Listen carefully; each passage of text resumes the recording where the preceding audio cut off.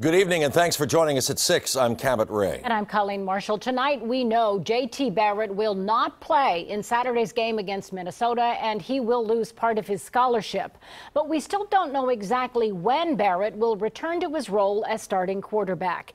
NBC4 has team coverage tonight of that story. Our Harrison Hove has new details tonight about what happened early Saturday morning at that DUI checkpoint near campus. But first, let's go to Matt Barnes. He's live at the Woody Hayes Athletic Center with more on what Coach Meyer had to say about all this today. Matt? Yes, Colleen, we are right in front of the practice field where the Buckeyes are practicing, and this is a typical week of practice for the Buckeyes on paper, but it is not something that this team is prepared for. Urban Meyer especially seeing his starting quarterback and one of his team leaders charged with OVI.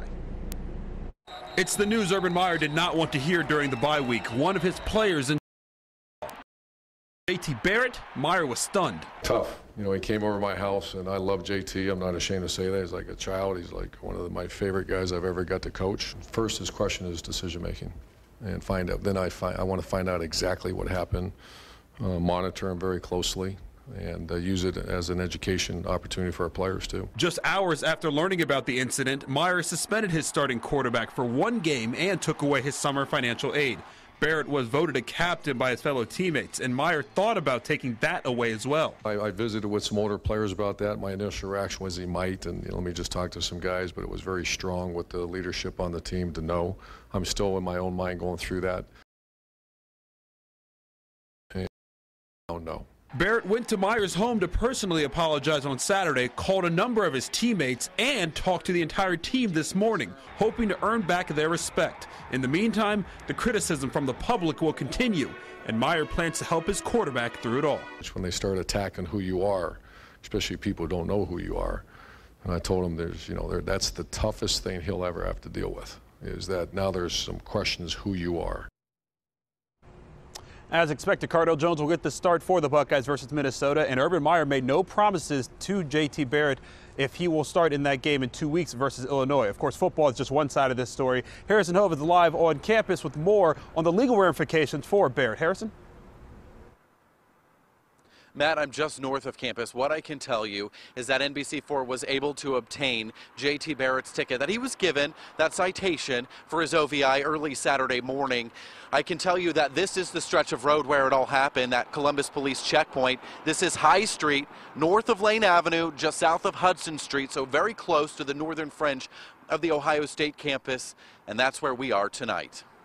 This ticket shows Ohio State quarterback JT Barrett tried to leave the line at an OVI checkpoint over the weekend. I think it's very important to know that avoiding a checkpoint in and of itself is not a reason for a stop of someone. So there has to be something else. That something else? Barrett almost caused an accident while backing up, according to Columbus Police. Barrett blew a .099 blood alcohol content at that checkpoint, almost 5 times over the legal limit for people under age 21. This is the machine that would have been used to test JT. It's what the Columbus Police use. Officers would have inserted a ticket like this into the machine. A new tip is placed on the end of the machine, and the suspected drunk driver is asked to blow.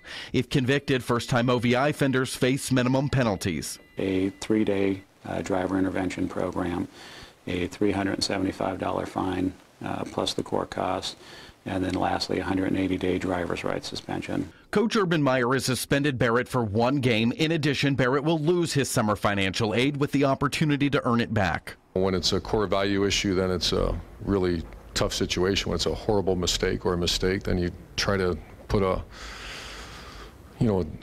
some discipline so that mistake's not made again. Columbus Police have told me there is dash cam video of this incident. It is yet to be released and will not be released until after this case is closed. This is the ticket. I blew on the breathalyzer for that story, as you saw.